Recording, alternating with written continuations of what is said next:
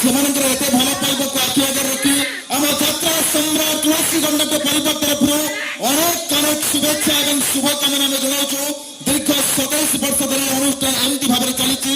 ତ ମହାପ୍ରଭୁ ଜଗତରନାଥ ଜଗନ୍ନାଥଙ୍କ ନିକଟରେ ଆମେ ପ୍ରାର୍ଥନା କରୁଛୁ ଏମିତି ଭାବରେ ଏ କାର୍ଯ୍ୟକ୍ରମ ଜାରି ରହୁ, ଏ ଅନୁଷ୍ଠାନ ଆହୁରି ଆଗକୁ ଆଗକୁ ଯାଉ।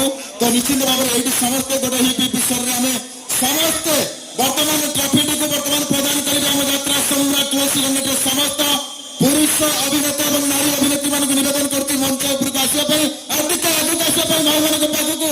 ତ ବର୍ତ୍ତମାନ ଆମ ଯାତ୍ରା ସମ୍ରାଟ ତୁଳସୀ ଗଣ୍ଡକର ମୁଖ୍ୟ ନାୟିକା ସୋନାଲି ପଣ୍ଡା ଯେହେତୁ ବର୍ତ୍ତମାନ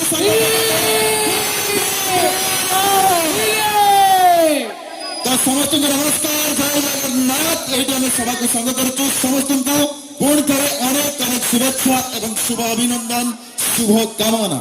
ତ ଦର୍ଶକ ବନ୍ଧୁ, ଶେଷ ପର୍ଯ୍ୟାୟରେ ଆମେ ଶୁଣିବା